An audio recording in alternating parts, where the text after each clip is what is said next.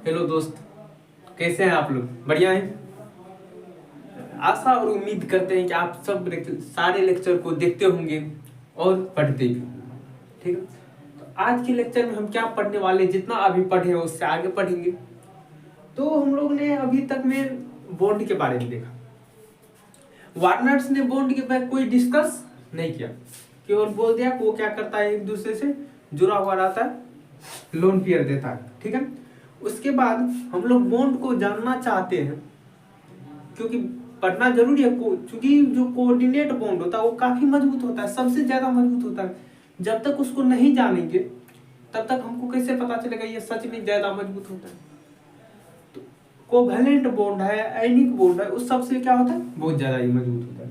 तो हम इसके बारे में जानेंगे। तो उसके लिए बहुत सारे साइंटिस्ट, बहुत सब अपना अपना रूल दिए। ठीक है, एक बीबीटी भी था, एक एमओटी भी था। ठीक है, एक क्रिस्टल फील्ड थ्योरी है, लिगांड है। ठीक है, ये सब क्या किए, अपना अपना क्या दिए, लिगांड और सेंट्रल मेटल एटम के बारे में, जो कौन कैसे लोन पेयर डोनेट करता है, कैसे बॉन्ड बनता है, सब अपना अपना थ्योरी दिए। ठीक है, तो हम इस बॉन्ड के बारे में यदि जानेंगे तो सब थ्योरी को जानना आवश्यक है। क्या करना है, बॉन्ड के नेचर को जानना है। Nature of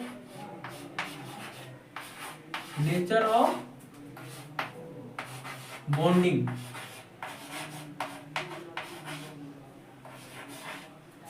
nature of bonding in coordination compound. CC मतलब समझ लीजिए कोऑर्डिनेशन कंपाउंड। ठीक है, तो हम यहाँ पे क्या कह सकते हैं, उपसंयोजन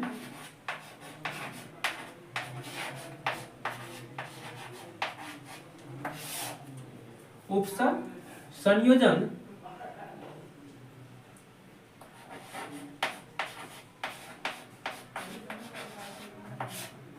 यौगिक के आबंध, बंधन बोलिए या आबंध बोलिए, के प्रकृति नेचर।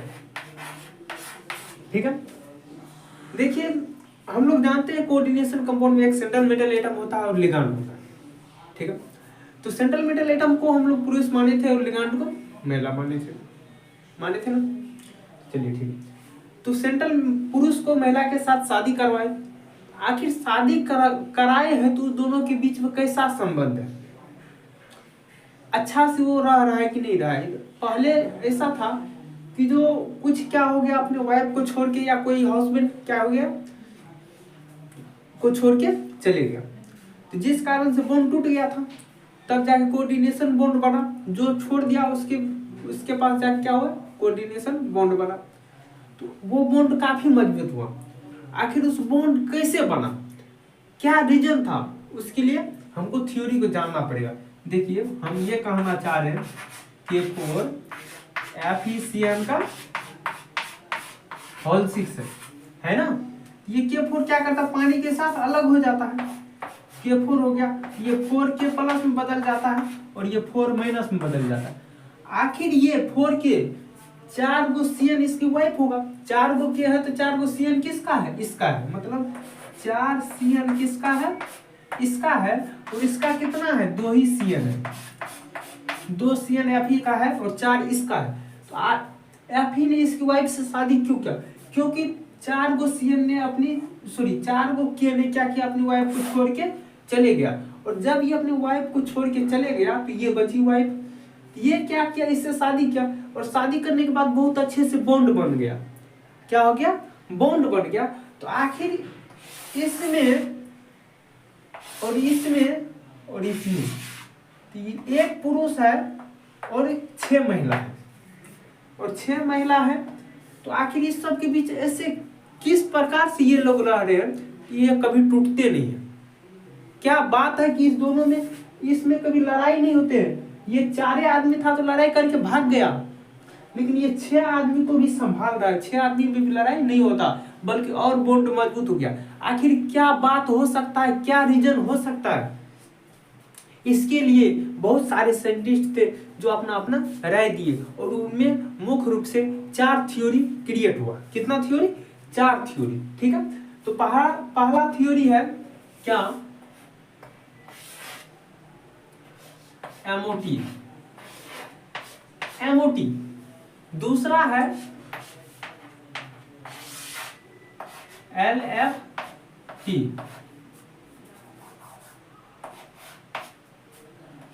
तीसरा है वीवीटी, और चौथा है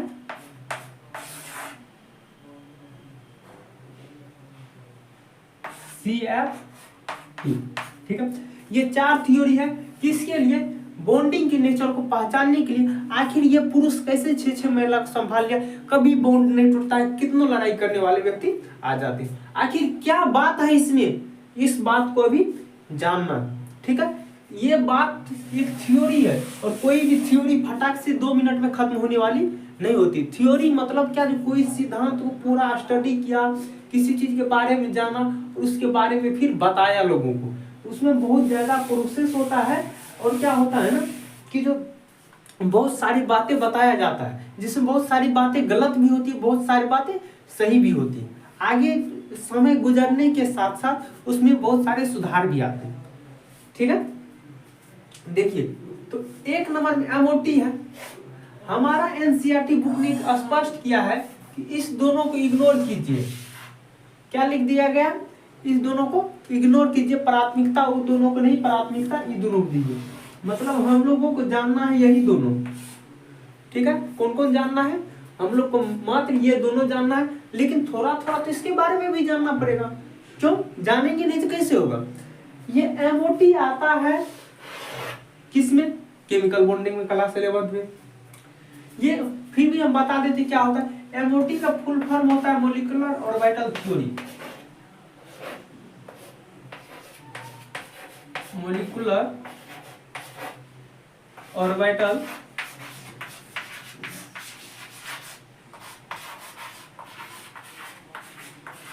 मतलब ये मॉलिक्यूलर ऑर्बिटल किसी न किसी ऑर्बिटल के बारे में ये बात कर रहा है, मतलब कक्षा के बारे में। ठीक है, किसी न किसी ये कक्षा के बारे में बात किया है, ऑर्बिटल के बारे में बात किया है। ठीक है, तो उसी थ्योरी के क्या कहेंगे? Molecular theory. अब हम बताते हैं ये कौन सा मॉलिक्यूलर थ्योरी हुआ। आप कन्फिगरेशन निकालते हैं ना। मान लीजिए सोडियम है, Na है, 11 होता है, उसका कन्फिगरेशन कैसे निकालते हैं हम लोग? 1s2 2s2 2p6 3s2, कितना हो गया? ज्यादा हो गया क्या? 6 4 10 है, आप एक ही हो 3s। ठीक है, तो हम लोग ऐसे कन्फिगरेशन निकालते हैं। क्या आप बताइए, तो ये एलिमेंट था तो ऐसा हो गया, क्या ऑक्सीजन O2 के लिए भी ऐसे होगा? नहीं होगा ना। O2 के लिए ऐसे ये मॉलिक्यूल के लिए जो कन्फिगरेशन निकालेंगे, उसके लिए जो फार्मूला दिया गया है, जो नियम बताया गया है, उसी को क्या कहते हैं? एमओटी कहते हैं। क्या कहते हैं? एमओटी कहते हैं। ठीक है, समझ में आ गया? चलिए, तो एमओटी समझ लिया, जो किसके लिए क्यों क्या करते हैं। एमओटी में क्या करते हैं? मॉलिक्यूल का इलेक्ट्रॉनिक कन्फिगरेशन निकालते हैं, उसके बाद देखते हैं ऑर्बिटल कौन सा वैकेंट है। ठीक है, कोई दिक्कत नहीं ना। अब चलिए अगला थ्योरी की ओर बढ़ते हैं, सेकेंड वाला।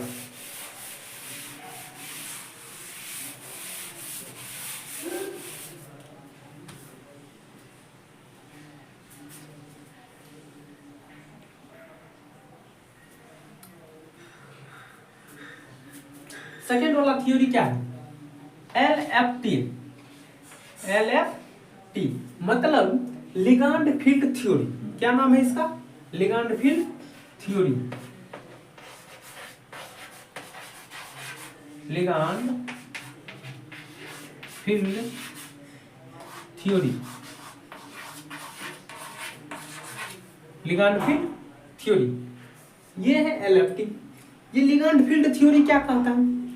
लिगांड फील्ड थ्योरी ये कहता है कि आप जो बनाते हैं ना, मान लीजिए CO है, कोबाल्ट है, ठीक है, इस पे +3 चार्ज आता है, कोऑर्डिनेट कंपाउंड में।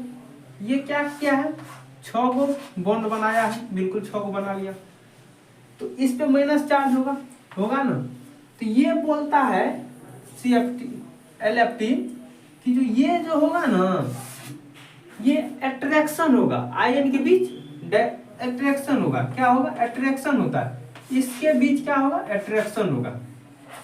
ये तो आयन है, ये क्यों? Cl पे -1 होता है, ये -1 हुआ, ये +3, तो माइनस प्लस आयन होता है जी, ये आयन ही कहलाता है ना।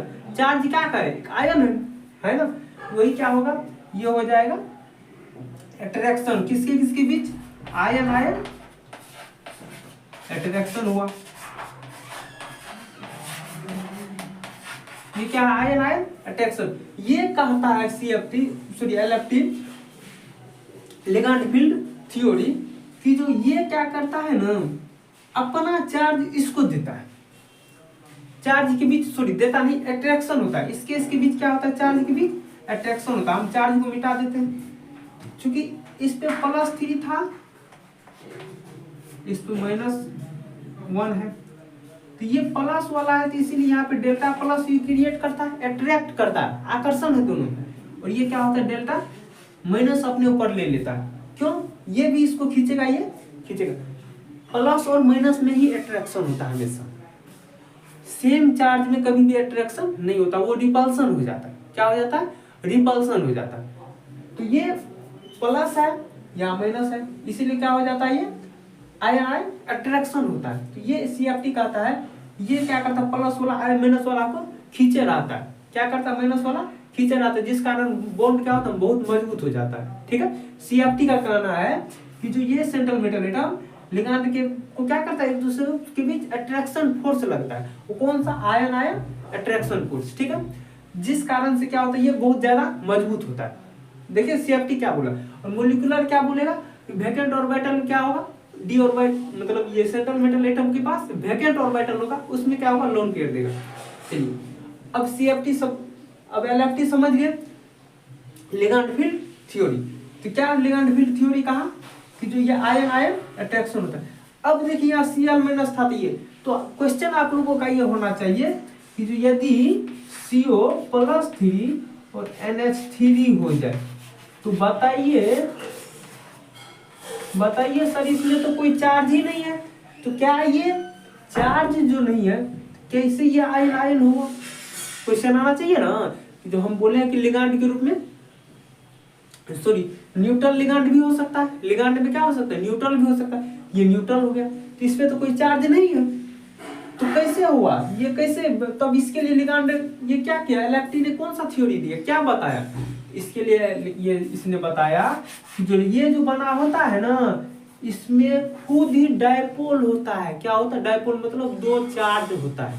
क्या होता है? इसमें 2 चार्ज खुद में होता है। कैसे? देखिए NH3 है ना, NH3 है, तो ये नाइट्रोजन, ये हाइड्रोजन ऐसे बना हुआ होगा ना। ये हाइड्रोजन से क्या करेगा? इलेक्ट्रॉन खींचने की कोशिश करता है, ये इससे खींचने की कोशिश करता है, इसीलिए ये अपने ऊपर क्या ले लेगा? डेल्टा माइनस, और ये सब क्या रखेगा? Delta plus. क्या कर लिया? Delta plus. तो ये नाइट्रोजन अपने ऊपर कौन सा चार्ज ले लिया? Delta minus. इसीलिए तो ये डेल्टा प्लस लेता है, तो नाइट्रोजन इसके बगल में आता है डेल्टा माइनस लेके, और हाइड्रोजन क्या लेता है? Delta plus. ये न्यूट्रल क्यों हो गया? डेल्टा माइनस डेल्टा प्लस, इसीलिए न्यूट्रल हुआ। क्या समझ में आया? तो इसके बीच हम क्या बोलेंगे? इसको हम लोग डायपोल कहते हैं। क्या कहते हैं? डायपोल। इसको कहते हैं डायपोल। और ये क्या है? ये आयन है, ये दोनों मिल जाएगा, क्या हो जाएगा? आयन डायपोल अट्रैक्शन हो जाएगा। आयन डायपोल अट्रैक्शन समझ में आया? किसको कहते हैं? जो दोनों जगह आयन है, प्लस है माइनस है, जो आयन आयन अट्रैक्शन, ये न्यूट्रल लिगैंड है और ये आयन है, पॉजिटिव है, ये आयन हो गया प्लस। ये न्यूट्रल में डायपोल होता है, प्लस भी होता है माइनस भी होता है, तो माइनस वाला पहले आता है क्योंकि ये प्लस है, ये इसको खींचे रहता है, प्लस वाला माइनस को खींचेगा और ये माइनस वाला क्या करेगा? इसको खींचे रहता है, जिस कारण से ये क्या हो जाता है? आयन डायपोल अट्रैक्शन हो जाता है। इसमें दो पोल एक साथ है इसीलिए डायपोल, और ये आयन है, ये दोनों के बीच में डायपोल और आयन के बीच में अट्रैक्शन हुआ इसीलिए आयन डायपोल अट्रैक्शन कहलाएगा। ठीक है, तो ये थ्योरी उसने दिया, कौन? LFT मतलब लिगैंड फील्ड थ्योरी ने ये दिया। ठीक है, अब बात करते हैं VBT का। तो VBT आप लोग बहुत अच्छे से पढ़े, हमको ये दोनों पढ़ना है, हम लोग को क्या पढ़ना है, ये दोनों मेनली, ये सबको क्या कर देना, इग्नोर करना है। तो हम लोग को ये दोनों पढ़ना है, तो जिसमें कि आप एक बढ़िया से पढ़ चुके हैं, क्या कर चुके हैं, बहुत बढ़िया से ये वाला पढ़ चुके VBT। तो अब हम लोग का लास्ट टॉपिक चलता है CFT, बॉन्डिंग के बारे में हमें समझने के लिए लास्ट कौन सा चीज है, CFT क्रिस्टल फील्ड थ्योरी। तो इसमें हम लोग क्या करेंगे, सारे रूल को समझ लिए, लगभग तीनों को समझ ही गए, चौथा को भी समझ लेंगे, आखिर बॉन्ड कैसे बनता है। आप भी कहीं भी किसी को भी बता सकते हैं आखिर ये कोऑर्डिनेट बॉन्ड क्यों ज्यादा मजबूत होता है। ठीक है, तो अब हम क्या करेंगे, VBT के बारे में कुछ भी बताने वाले नहीं है, क्योंकि पीछे 2-3 लेक्चर से VBT ही चल रहा है। ठीक है, फिर भी थोड़ा बहुत बता देते। VBT क्या बोलता है कि जो पहले क्या होगा, सेंट्रल मेटल क्या करेगा, हाइब्रिड ऑर्बिटल बनाएगा। सेंट्रल मेटल एटम क्या करेगा, हाइब्रिड ऑर्बिटल बनाता है। क्या करता है, हाइब्रिड ऑर्बिटल।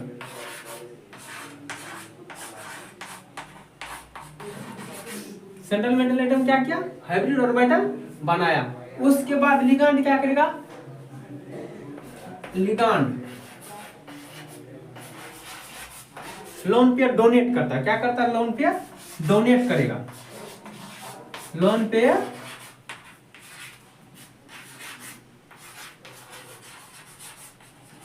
उसके बाद लिगैंड क्या करता है, लोन पेयर को डोनेट करता है। तो अब ये किस ऑर्बिटल में डोनेट करेगा, हाइब्रिड, लेकिन वो कौन सा होना चाहिए, वैकेंट होना चाहिए। ये क्या बोल रहा था, VBT बोलता है। ठीक है, कि जो पहले सेंट्रल मेटल एटम हाइब्रिडाइजेशन करेगा, जिसके कारण वैकेंट ऑर्बिटल हाइब्रिड वाला बनेगा, तो उसमें क्या करेगा, लिगैंड लोन पेयर दे देगा। ठीक है, मतलब ये कि जो आपका मेन पुरुष था वो क्या करता है, पहले उससे समझौता कर लेगा, महिला से क्या कर लेता है, पहले समझौता कर लेता है, जैसे जिसको हम लोग बोलते हैं बॉन्ड पेपर बनाना। तो मान लीजिए बॉन्ड पेपर बना लिया, क्या कर लिया, इस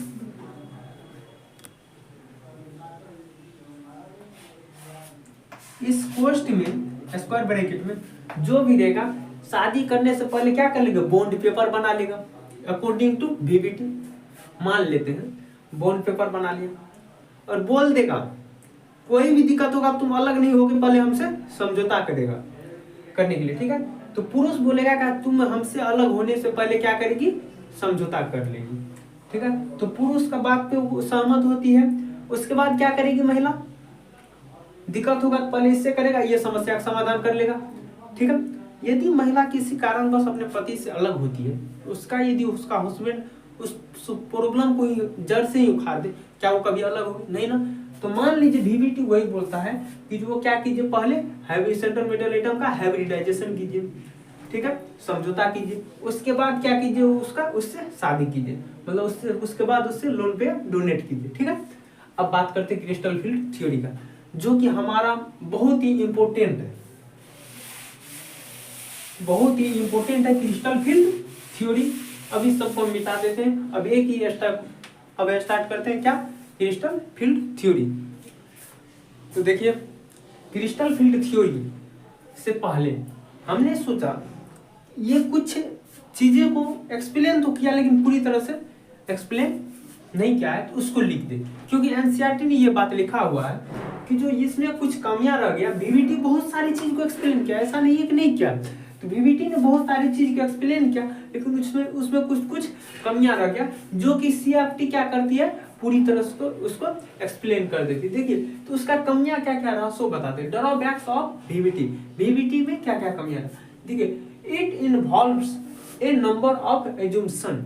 इन्होंने जो बातें बताया, ठीक है, इन्होंने क्या किया, जो बातें बताया है, तो उसमें क्या हो गया, बहुत सारी बात ऐसा था कि जो पहले से अनुमान था, पूर्वानुमान था। ठीक है, तो उसको भी पूरी तरह से ये एक्सप्लेन नहीं कर पाया। यह अनेक प्रकार के पूर्वानुमान है। ठीक है, ये बहुत सारे VVT क्या कर रहा था, पूर्वानुमान था, जो उसको भी पूरी तरह से क्या कर पाया, एक्सप्लेन नहीं कर पाया। अब आगे का बात करें, it does not explain magnetic data. ये मैग्नेटिक डाटा जो पैरामैग्नेटिक है, डायमैग्नेटिक है, इसको भी पूरी तरह से कंप्लीटली एक्सप्लेन नहीं कर पाया। ठीक है, VVT ये भी पूरी तरह से एक्सप्लेन नहीं कर पाया। तीसरा, it does not explain colour. तो VVT तो कलर के बारे में कुछ बात ही नहीं किया। क्या किया, कलर के बारे में कुछ बात ही नहीं किया। ठीक है, उसके बाद it does not explain stability. और ये क्या किया, VVT ने स्टेबिलिटी के बारे में कुछ बात नहीं किया।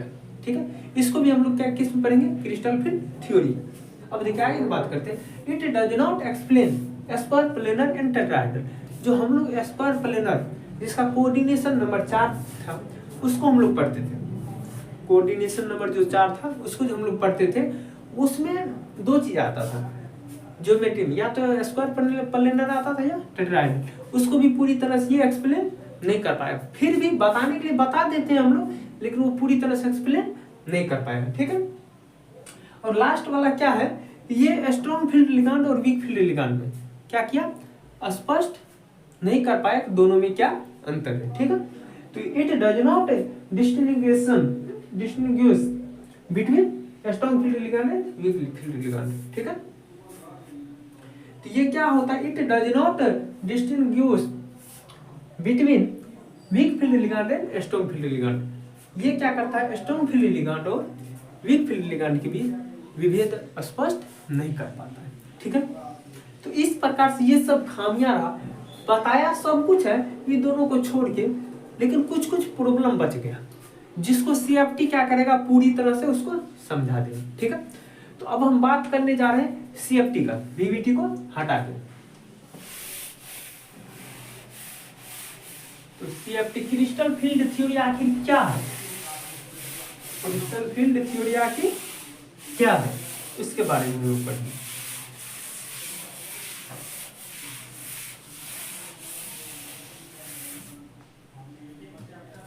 देखिए, हम लोगों ने शुरू में ही पढ़ा था K4 FeCN का होल 6 ऐसे पढ़ा था। तो हमने क्या बोला था, ये जैसे ये पानी में जाता है तो ये क्रिस्टल फॉर्म हो जाता है। क्या हो जाता है, क्रिस्टल का रूप ले लेता है। ये क्या हो गया, क्रिस्टल हो गया। क्रिस्टल हुआ कि नहीं, ये क्रिस्टल हो गया।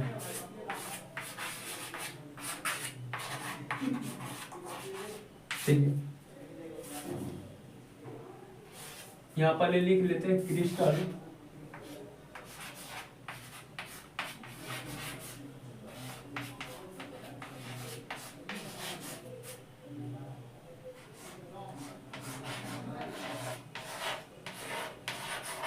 जिसको शॉर्ट में बोलते हैं CFT, और इसका हिंदी क्या होता है, क्रिस्टल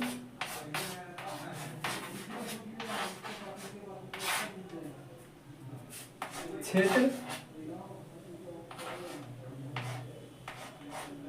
सिद्धांत।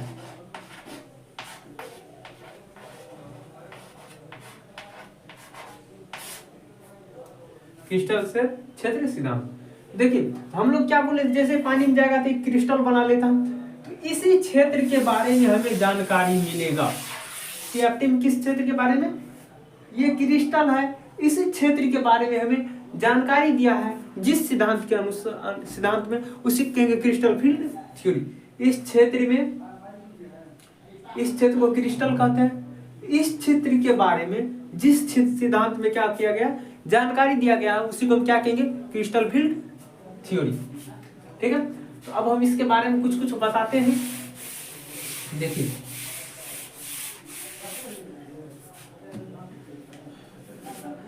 K4 था FeCN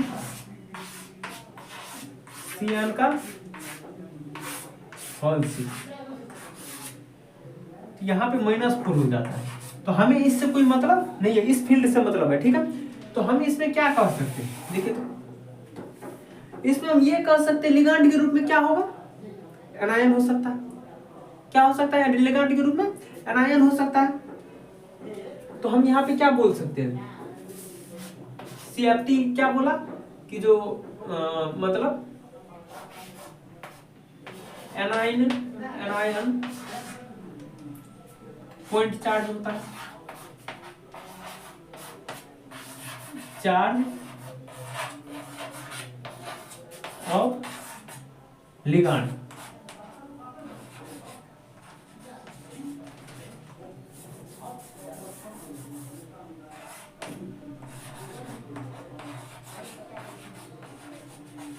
क्या है,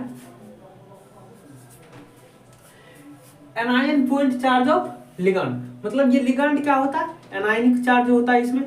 इस क्षेत्र में क्या बोला, लिगैंड क्या होता है, एनायनिक चार्ज होता है। और क्या बोला, और ये बोला कि ये न्यूट्रल होता है, न्यूट्रल भी होता है ना, लिगैंड क्या होता है, न्यूट्रल भी होता है। तो हम ये बोलेंगे न्यूट्रल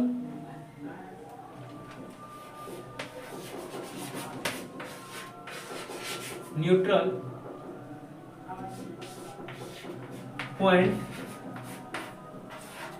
ऑफ, चलो जो न्यूट्रल होगा ना उसमें कौन सा होगा, कोवैलेंट बॉन्ड होता है। न्यूट्रल होगा उसके बीच क्या होगा, कोवैलेंट बॉन्ड होगा, कोवैलेंट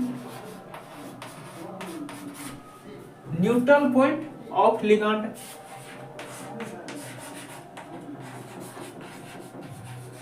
लिगैंड क्या होगा, न्यूट्रल भी होगा और क्या होगा, एनायनिक भी होगा। Anionic point charge of ligand, ligand कैसा होता है, एनायनिक भी होता है और क्या होता है, न्यूट्रल होता है। जिस जो न्यूट्रल होगा उसमें कोवैलेंट बॉन्ड होगा, ठीक है।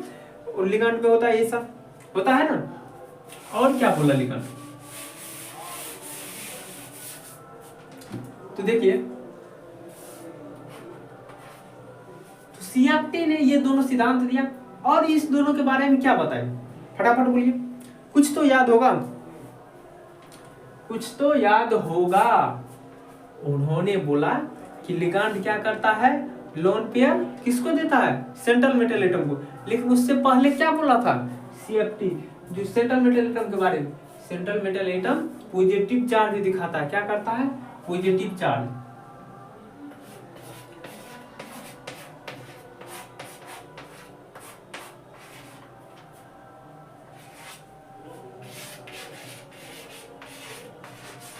Positive charge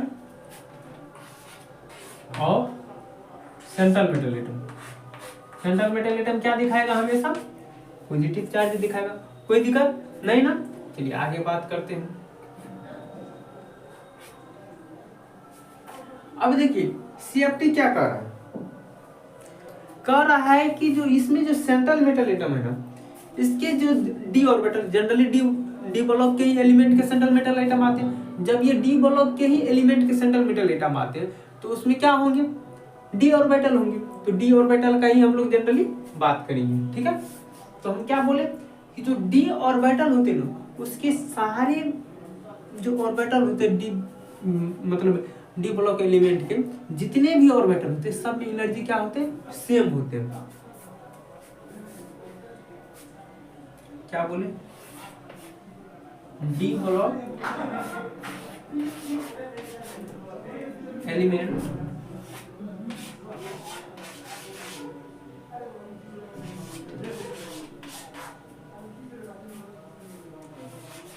all have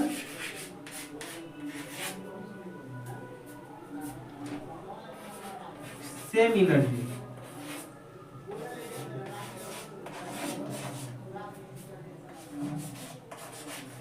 D block element में क्या होते हैं, सारे क्या होते हैं, सेम एनर्जी के होते हैं। क्या होते हैं, सेम एनर्जी, अर्थात डी जनरेट ऑर्बिटल होते हैं, डी जनरेटेड होते हैं।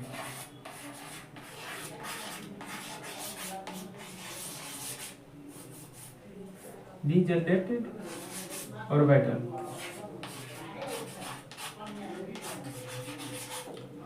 क्या होते हैं, ये डी जनरेटेड ऑर्बिटल होते हैं। कोई दिक्कत नहीं ना, प्रकार से आप लोग ये समझ गए होंगे। देखिए क्रिस्टल फील्ड थ्योरी ने क्या बोला, point charge of ligand, ligand point charge होते हैं। कौन सा चार्ज होते हैं, एनायनिक होते हैं। और क्या होते हैं, न्यूट्रल होते हैं, जिसमें जो न्यूट्रल होगा उसमें कोवेलेंट बॉन्ड होगा, ठीक है। और क्या बोला, पॉजिटिव होता है, सेंट्रल मेटल एटम की चार्ज क्या होते हैं, पॉजिटिव होते हैं। और क्या बोले कि जो डी ब्लॉक के जितने भी ऑर्बिटल होते हैं सब क्या आते हैं, सबकी एनर्जी सेम होती है, ठीक है। और बोला कि जो सेंट्रल मेटल एटम के ऑर्बिटल और जो लिगांड है उसके ऑर्बिटल के बीच इंटरेक्शन फोर्स नहीं होता है। इंटरेक्शन फोर्स क्या होता है, नहीं होता है, ठीक है। तो हम अब बात करने जा रहे हैं डायरेक्ट कौन चीज का, डी ब्लॉक। डी पहले यहाँ पे बात हम किए हैं डी ब्लॉक एलिमेंट। तो डी ब्लॉक एलिमेंट में हम देखते हैं उसके ऑर्बिटल के बारे में। पहले डीप में क्या करेंगे, ऑर्बिटल के बारे में समझेंगे, उसके बाद हम आगे की ओर बढ़ेंगे, ठीक है।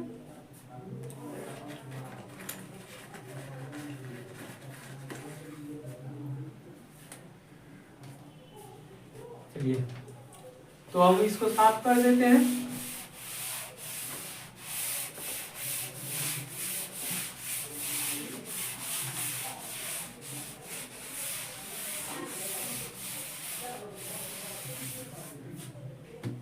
देखिए डी ब्लॉक एलिमेंट मतलब डी ऑर्बिटल का यदि हम बात करें, डी ऑर्बिटल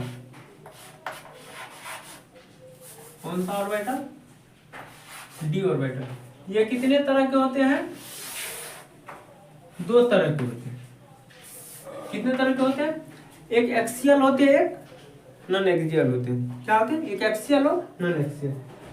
तो एक होता है एक्सियल, एक्सियल ऑर्बिटल। दूसरा क्या होता है, नॉन एक्सियल, नॉन एक्सियल होता है। एक एक्सियल होता है, दूसरा नॉन एक्सियल होता है। एक्सियल में कितना ऑर्बिटल आते हैं, एक्सियल में 2 ऑर्बिटल आते हैं, ठीक है। और नॉन एक्सियल में कितना आते हैं, 3 ऑर्बिटल।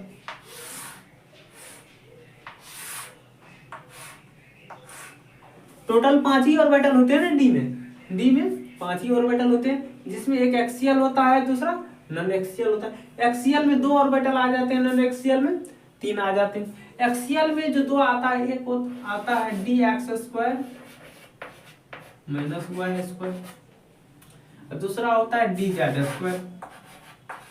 ये कौन सा होता है, एक्सियल होता है। और नॉन एक्सियल में कौन सा आता है, d x y, d y z, d z x, ठीक है। एक d x square minus y square, d z square, ये आ गया कौन सा, एक्सियल हो गया। नॉन एक्सियल कौन सा हो गया, d x y, d y z, d z x, ये क्या हो गया, नॉन एक्सियल हो गया, ठीक है। इसका जितना एनर्जी होगा, इस ऑर्बिटल का जितना होगा उतना इसका भी होगा, उतना ही इसका भी होगा, उतना ही इसका भी, मतलब सारे का एनर्जी क्या होगा, सेम होगा। इसीलिए उसको क्या कहेंगे, डिजेंडेंट ऑर्बिटल कहेंगे। क्या कहेंगे, डी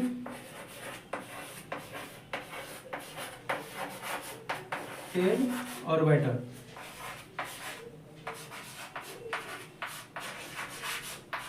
यहां लिख देते हैं,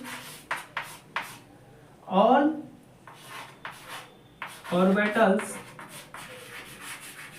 are same energy, are same energy.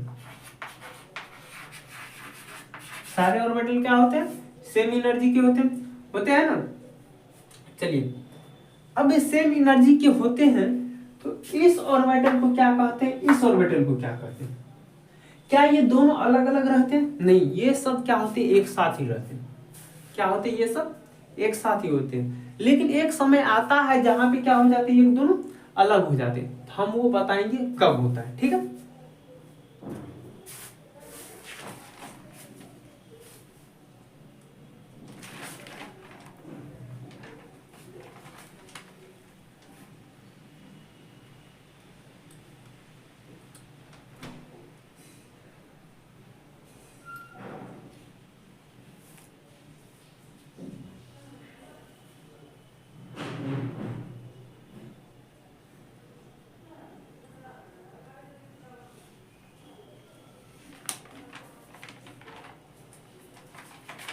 चलिए तो देखिए ये हो गया एक्सियल, ये हो गया नॉन एक्सियल। ये एक्सियल जो होता है ना, क्या होता है, ये एक्सियल को हम लोग ईजी भी बोलते हैं, नहीं हाँ ईजी बोलेंगे इसमें, क्या बोलेंगे, ईजी, मतलब इसे इक्वल, और जी मतलब क्या होता है, डिजेनरेट होता है, तो जी आता है बीच में, इक्वल डिजेनरेट,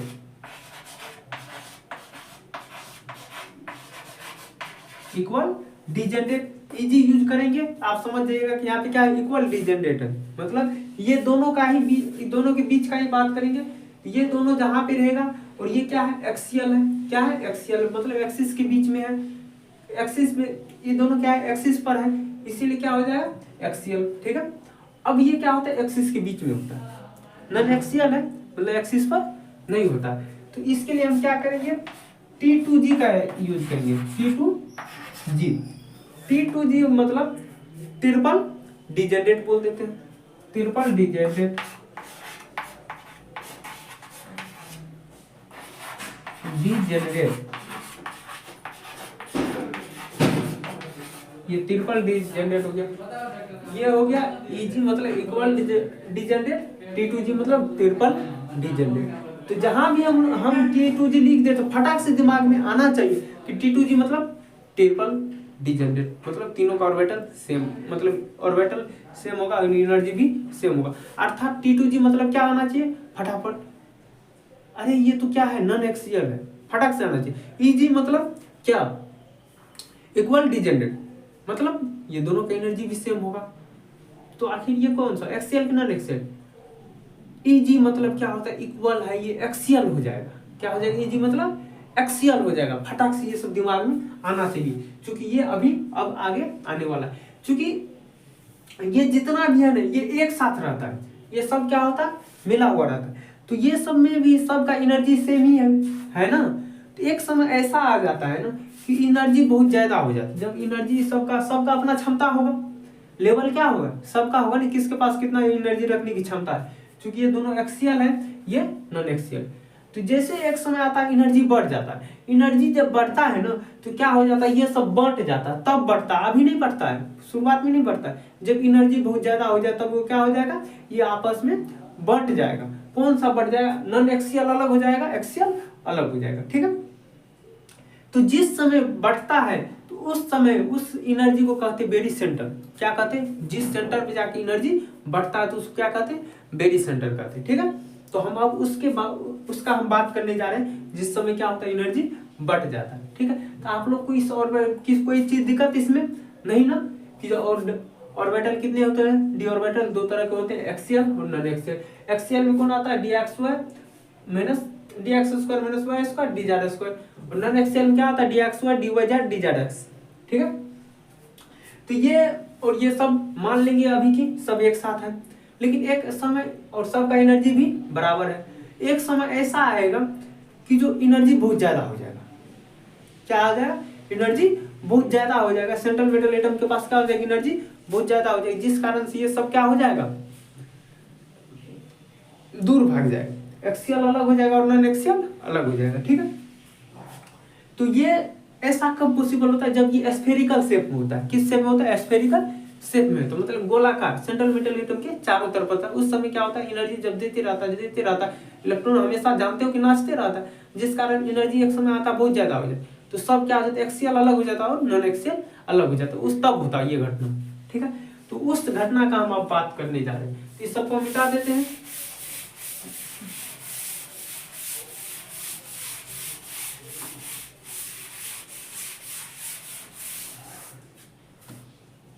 देखिए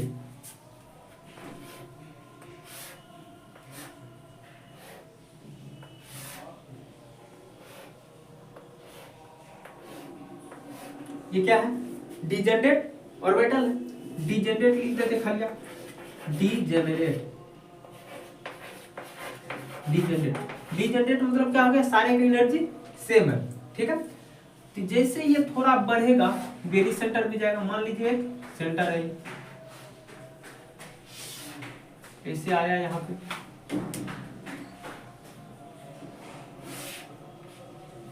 ये एक सेंटर है, यहाँ पे एनर्जी सेम है, नॉर्मल है, कोई दिक्कत नहीं है। लेकिन एक समय ऐसा आता है जहाँ पे एनर्जी सेम नहीं होता, एनर्जी यहाँ से ऊपर थोड़ा भी बढ़ा, थोड़ा एनर्जी बढ़ गया, ये क्या हो जाएगा, बढ़ जाएगा। इसमें अभी एक्सियल भी और नॉन एक्सियल भी दोनों क्या है, मिला हुआ है, ठीक है। लेकिन यहाँ पे एक, ठीक है, एक सेंटर है, ये मान लीजिए, इस सेंटर को हम लोग क्या कहेंगे, बेरी सेंटर। इस सेंटर को क्या कहेंगे, बेरी सेंटर।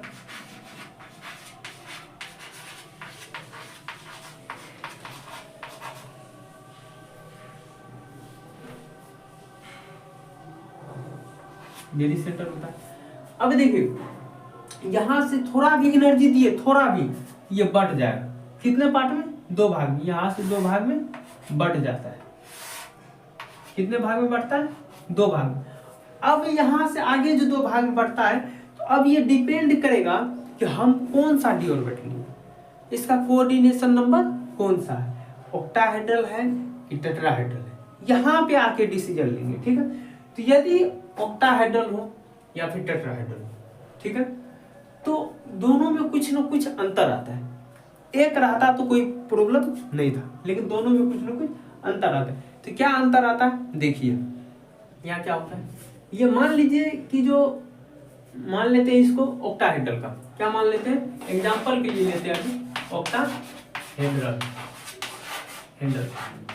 यदि हम ऑक्टाहेड्रल के लिए लेते हैं तो एक्सियल ऊपर चले जाएगा, कहाँ चले जाएगा, एक्सियल, इसका एनर्जी ऊपर आ जाएगा ऑक्टाहेड्रल। और एक्सियल जब ऊपर गया, ठीक है, और नॉन एक्सियल कहाँ आ जाएगा, नीचे आ जाएगा।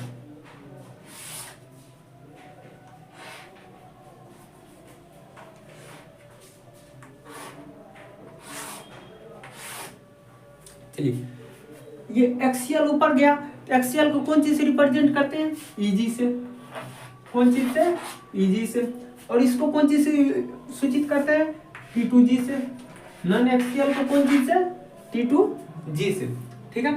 ये ऊपर चले गया, ये नीचे आ गया। अब देखिए बेरी सेंटर है, तो मतलब है कि जो एक्सियल के पास क्षमता ज्यादा है एनर्जी लेने का, जब एनर्जी लेने का क्षमता ज्यादा है तो ऊपर भाग गया। लेकिन नॉन एक्सियल के पास क्षमता नहीं है एनर्जी को रखने का, इसलिए नीचे आ गया, ठीक है। तो अब देखिए ये एक्सियल हो गया, ये नॉन एक्सियल हो गया, तो टोटल इसके पास मान लेते एनर्जी कितना है, 4 है। कितना मान लेते, एनर्जी 4 है। ये ऊपर गया है, ये ऊपर गया है, तो मान लेते हैं डेल्टा, ठीक है।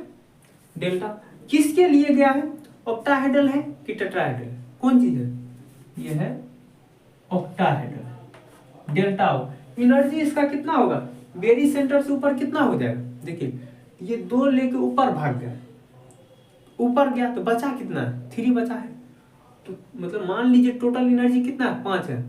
एक इसके लिए, एक ये सब के लिए एक, ठीक है। तो यदि ये 2 लेके ऊपर भाग गया तो कितना गैप बचा है, 2 एनर्जी लेके भाग गया, इसके पास 3 गैप बच गया, 3 एनर्जी।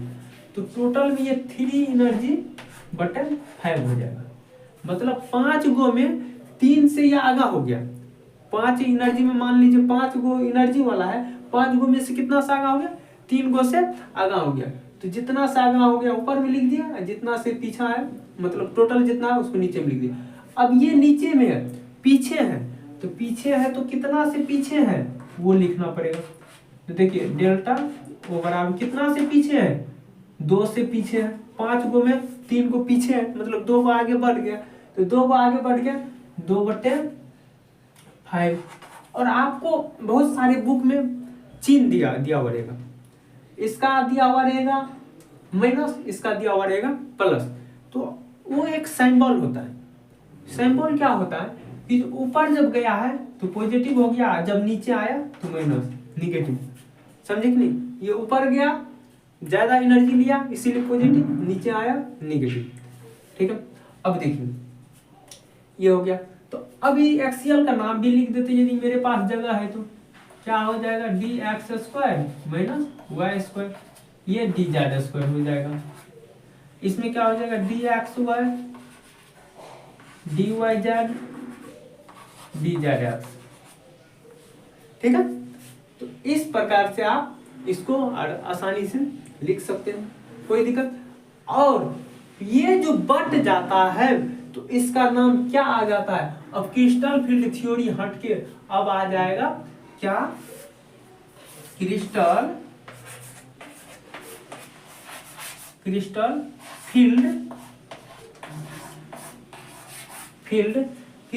फील्ड थ्योरी से हटके क्या हो जाएगा, स्प्लिटिंग, मतलब बंटवारा, क्या हो जाएगा, बंटवारा, क्रिस्टल फील्ड स्प्लिटिंग।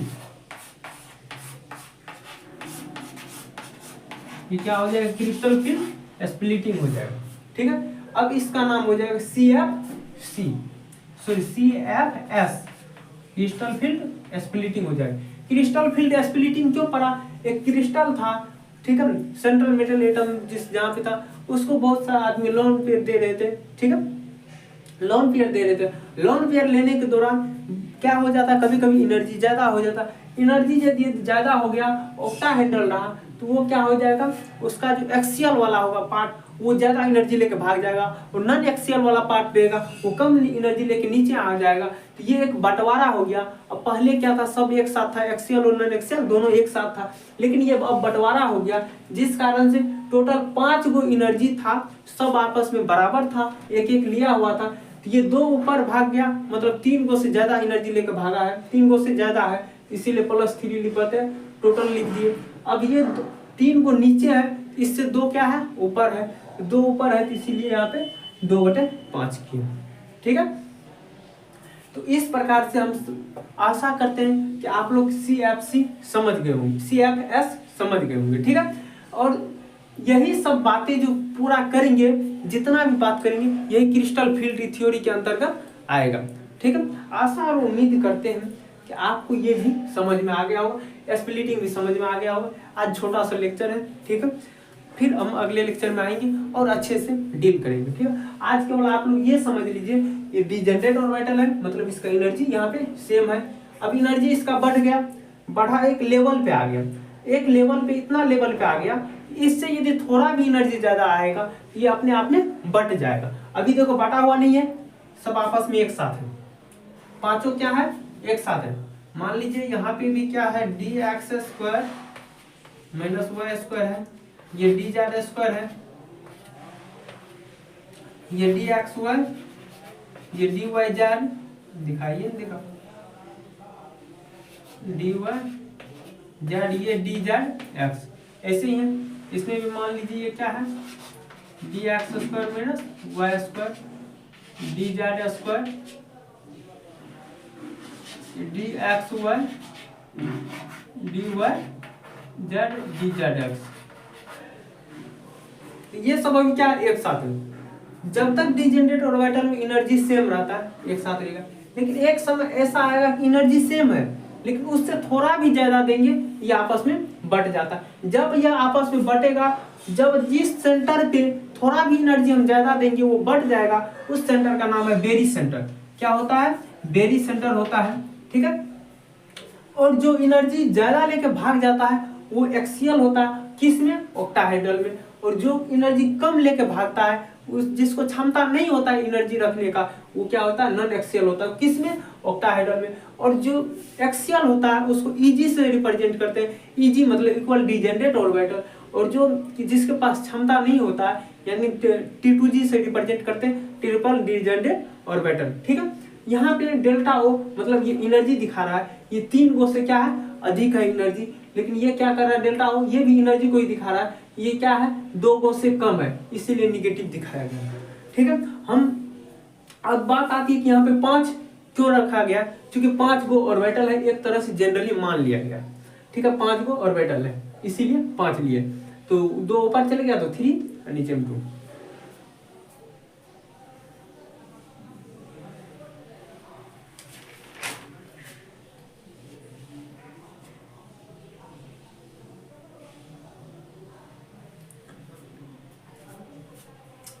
तो हम अब इस लेक्चर को यही एंड करते हैं, फिर मिलते हैं हम अगले लेक्चर में। थैंक यू, धन्यवाद।